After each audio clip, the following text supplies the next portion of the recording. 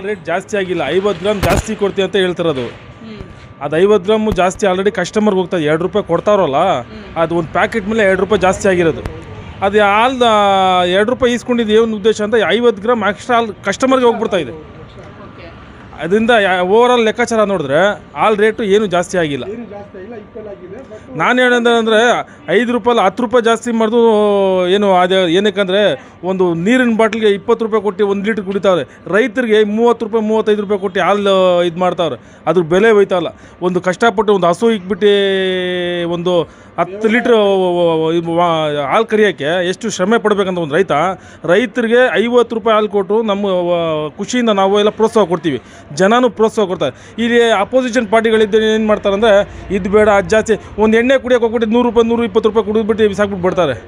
ಒಂದು ನೀರು ಬಾಟ್ಲಿಗೆ 20 ರೂಪಾಯಿ ಕೊಡ್ತಾರೆ. ಒಂದು ನೀರು ಬಾಟ್ಲಿಗೆ ಫ್ರೀ ನೀರು ಕೊಡೋದು, ಅದು ಫಿಲ್ಟ್ರ್ ಮಾಡಿಬಿಟ್ಟು 20 ರೂಪಾಯಿ 2 ಲೀಟ್ರ್ ಬಾಟ್ಲಿಗೆ 30 ರೂಪಾಯಿ ಕೊಡ್ತಾರೆ. ಜನ ಹಾಲು ಅಮೃತ ಇದು. ಈ ಅಮೃತಕ್ಕೆ 50 ಅಲ್ಲ 100 ರೂಪಾಯಿ ಕೊಟ್ಟು ಕೊಡೋಣ. ಡೈರೆಕ್ಟ್ ರೈತರಿಗೆ ಹೋಗ್ಬೇಕು. ಅದು ಮಧ್ಯಸ್ಥಿಗೆ ಹೋಗ್ಬಾರ್ದು ದುಡ್ಡು.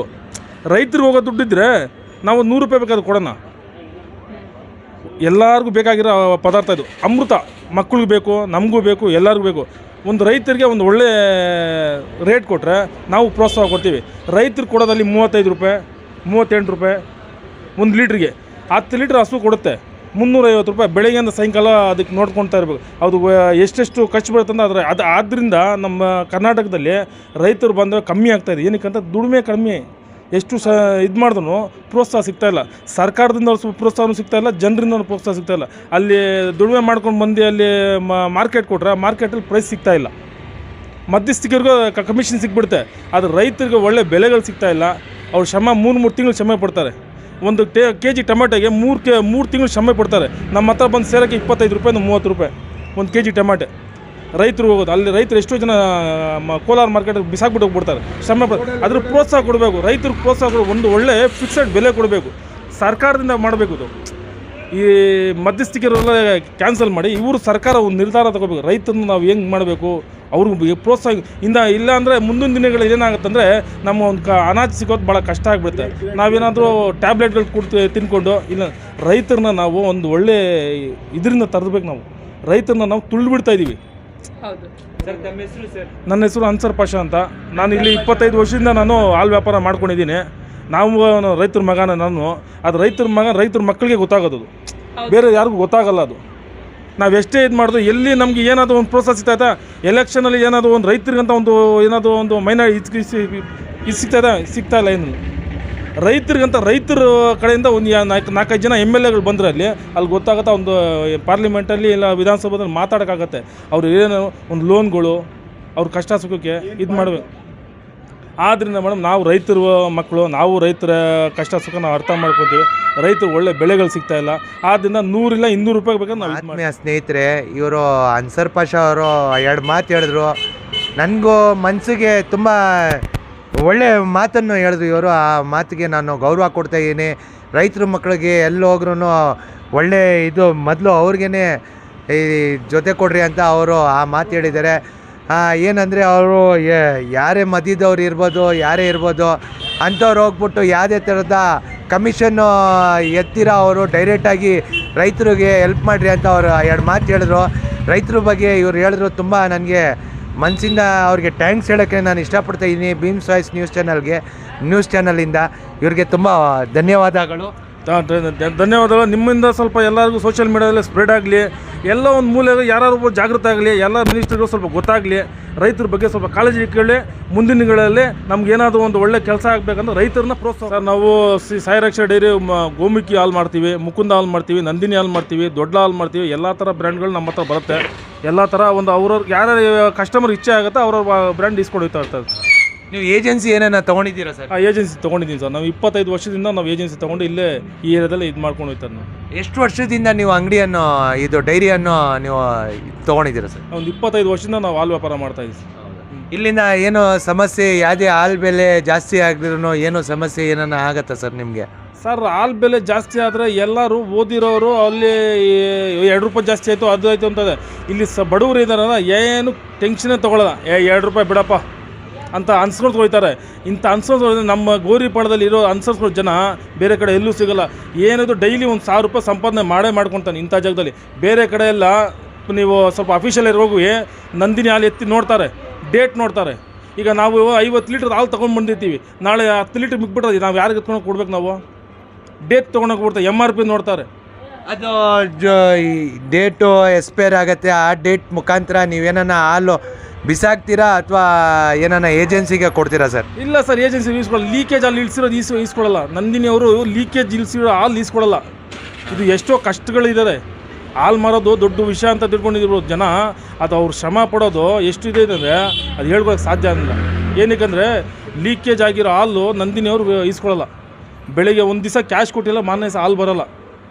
ಆದ್ದರಿಂದ ಏನಾಯ್ತು, ಇವತ್ತು ನಂದಿನಿ ಬ್ರ್ಯಾಂಡು ಸ್ವಲ್ಪ ತಗ್ತಾ ಇದೆ, ಪ್ರೈವೇಟ್ ಹಾಲುಗಳೆಲ್ಲ ಪ್ರೋತ್ಸಾಹ ಹೋಗ್ತಾ ಇದೆ.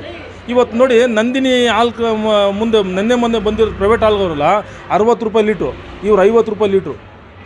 ಏನಕ್ಕಂದ್ರೆ 25 ಜನ ಇವ್ರು ಪರ್ಮಿಷನ್ ತೊಗೋಬೇಕು. ಇವರು ಏನೋ ಹಾಲು ರೇಟ್ ಜಾಸ್ತಿ ಮಾಡಬೇಕು. ಆದ್ದರಿಂದ ರೈತರಿಗೆ ಕರೆಕ್ಟಾಗಿ ಬೆಲೆ ಹೋಯ್ತಾ ಇಲ್ಲ. ಅವ್ರು ಪ್ರೋತ್ಸಾಹನ ಅಂತ ಹೇಳ್ತಾರೆ. ಪ್ರೋತ್ಸಾಹನ ಯಾರಿಗೆ ಹೋಗ್ತಾರೆ ರೈತರಿಗಂದರೆ ಅದು ಫ್ಯಾಟು SNF ಅಂತ ಬರುತ್ತೆ. ಹಾಲಲ್ಲಿ ಫ್ಯಾಟು SNF ಕರೆಕ್ಟಾಗಿ ಬಂದರೆ ಮಾತ್ರ ಅವ್ರಿಗೆ ಪ್ರೋತ್ಸಾಹನ ಕೊಡೋದು. ಇಲ್ಲ ಯಾರಿಗೂ ಎಲ್ಲ ರೈತರು ಸಿಗ್ತಾ ಇಲ್ಲ ಹಾಲು ಇದು ಪ್ರೋತ್ಸಾಹನ. ನೋಡ್ರಿ, ಸುಮಾರು ಜನ ಡೈರಿಗಳು ಇಟ್ಕೊಂಡಿದ್ದಾರೆ. ಈ ಥರ ಮಾತು ಯಾವುದೇ ಡೈರಿಯವರು ಹೇಳೋಕ್ಕೆ ಇದು ಆಗಲ್ಲ. ಇದು ಏನಕ್ಕಂದರೆ ಇವರು ತುಂಬ ಒಳ್ಳೆ ಮಾತಾಡಿದ್ರು, ಆದರೆ ರೈತರಿಗೆ ಅವರು ಬೆಲೆ ಕಟ್ತಾರೆ. ರೈತರಿಗೆ ಸರಿಗೆ ಬೆಲೆಯನ್ನು ಕೊಡ್ರಿ ಅಂತ ಇವರು ಹೇಳ್ತಾರೆ. ಆ ರೀತಿ ಇವರು ಅನ್ಸರ್ ಪಾಷಾ ಅವರು ರೈತರಿಗೆ ಗೌರವ ಕೊಡ್ತಾರೆ. ಅವ್ರಿಗೆ ನಮ್ಮ ಭೀಮ್ ವಾಯ್ಸ್ ನ್ಯೂಸ್ ಚಾನಲ್ ಕಡೆಯಿಂದ ತುಂಬ ಸ್ವಾಗತ, ಸುಸ್ವಾಗತ. ನೀವು ಏನೇ ಹೇಳಿದ್ರಿ ಚೆನ್ನಾಗಿ ಹೇಳಿದ್ರಿ, ತುಂಬ ರೈಟ್ ಕಮ್ ಕರ್ಕೋ ದಿಯೋ ಕರ್ಕೋ बोलो रेट कम करे तो अच्छा है क्या? रेट कम करे तो अच्छा है हमारा को। अच्छा गरीबान जास्त जो आगे रेट बढ़ रहा है, रेट नहीं बढ़ना चाहिए, एक स्टेप बढ़ाना चाहिए। गैस का रेट बढ़ गया, पूरा बढ़ गया, वो बोलो। गैस का रेट बढ़ गया, चावल का रेट बढ़ गया, अभी दूध का भी रेट बढ़ा दिया तो बहुत तकलीफ होती है। गरीब लोग रोज कमाने वाले, रोज कमा के रोज खाने वाले को बहुत प्रॉब्लम होता है इसमें। शुक्रिया। नहीं, तकलीफ ही छोटे से इतना बढ़ गया है ना, ज़्यादा हो गए। ज़्यादा हो गया, हाँ, कम होना कर कम होना। कितना है ना कर 20 ನಾವು ಇವತ್ತು ಬಂದು ನಾವು ಜಗಜೀವರಾಮ್ ನಗರದಲ್ಲಿರುವಂಥ ಪಾದರಾಯಂಪುರದಲ್ಲಿ ನಾವು ಹಾಲ್ ಡೈರಿ ಹತ್ರ ಬಂದು ನಾವು ವಿಡಿಯೋ ತಗೋತಾ ಇದ್ದೀವಿ. ಅಲ್ಲಿ ಭಾರಿ ಏನಂದರೆ ರೈತರಿಗೆ ಬಂದು ಸೇರುವಂಥ ಹಣ ಬಂದು ಯಾವುದು ಸಿಗ್ತಾ ಇಲ್ಲ. ಯಾಕಂದರೆ ಮಧ್ಯೆ ಇರುವಂಥ ಕಮಿಷನ್ ಬೇಸ್ ಅವ್ರಿಗೆ ಮಾತ್ರ ಸಿಗ್ತಾ ಇದೆ ಅಂತೇಳಿ ಅವರು ಭಾರಿ ಮನನೊಂದು ಮಾತಾಡ್ತಾ ಇದ್ದಾರೆ. ಅವರು ಬಂದು ಒಂದು ರೈತರ ಮಗನಾಗಿದ್ದು ನಾವು ಯೋಚನೆ ಮಾಡ್ತೀವಿ, ರೈತರಿಗೆ ಸಿಗುವಂಥದ್ದು ಯಾವುದು ಬಂದು ಸೌಲಭ್ಯಗಳು ಬಂದು ಈಗ ಸಿಗ್ತಾ ಇಲ್ಲ. ಯಾವ ರಾಜಕೀಯದವರು ಬಂದರೂ ಕೂಡ, ಆದರೆ ನಮಗಂತೇಳಿ ಏನೂ ಸಿಗ್ತಾ ಇಲ್ಲ ಅಂಥೇಳಿ. ಯಾಕಂದರೆ ಮಧ್ಯೆ ಕಮಿಷನ್ ಅವ್ರಿಗೆ ಸಿಗ್ತಾ ಇದೆ, ಆದರೆ ಅವ್ರಿಗೆ ಸಿಗ್ತಾ ಇಲ್ಲ. ಒಂದು ಹಸು ಬಂದು ಒಂದು ಹಸುನ ಸಾಕೋದು ಭಾರಿ ಸಮಸ್ಯೆ ಆಗುತ್ತೆ ಅಲ್ವಾ? ಒಂದು ಹಸುನ ಕ್ಲೀನ್ ಮಾಡಿ, ಒಂದು ನಿಮಿಷ, ಒಂದು ಹಸುನ ಬಂದು ನಾವು ಸಾಕೋದು ಎಷ್ಟು ಕಷ್ಟ ಇದೆ ಅಂದರೆ, ಸಾಕಿ ಅದನ್ನ ಹಾಲು ತಗೊಂಡು ಮತ್ತು ಡೈರಿ ಕಳಿಸಿ ಡೈರಿಯಿಂದ ಸಪ್ಲೈ ಮಾಡೋದು ಎಷ್ಟು ಕಷ್ಟ ಇದೆ ಅಂದರೆ ಅಷ್ಟೊಂದು ಕಷ್ಟ ಇದೆ. ಆದರೂ ಸಹ ಬಂದು ಇದು ಡೈರೆಕ್ಟಾಗಿ ಬಂದು ಈ ಹಾಲು ಬೆಲೆ ಜಾಸ್ತಿ ಆದರೂ ಕೂಡ ಇದು ಅಮೃತ, ಇದು ಬಂದು ಡೈರೆಕ್ಟಾಗಿ ಬಂದು ರೈತರಿಗೆ ಬಂದು ಈ ಹಣ ಹೋಗಿ ಸೇರಬೇಕು ಅಂತ ಹೇಳ್ತಾ ಇದ್ದಾರೆ.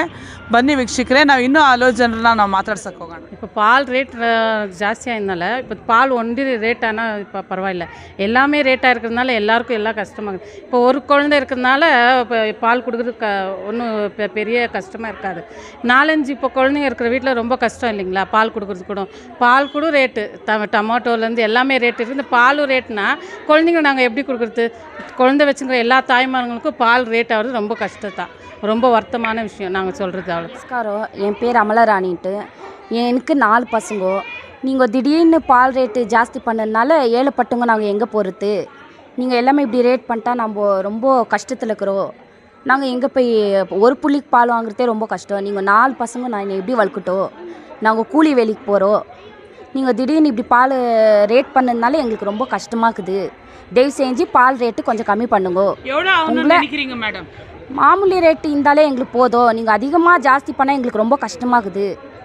உங்களை கையெடுத்து கும்பிடுறோம், எங்களுக்கு பால் ரேட்டு கொஞ்சம் கம்மி பண்ணுங்க. Karthikeyan. My name is Karthikeyan. I was studying in school. I was in slum area. Okay, it's a low income area. There's a totally milk was problem. Who are the recruiters for that? Any person has came down here? Nobody there. What have to do that? Any person they can help it? Nobody.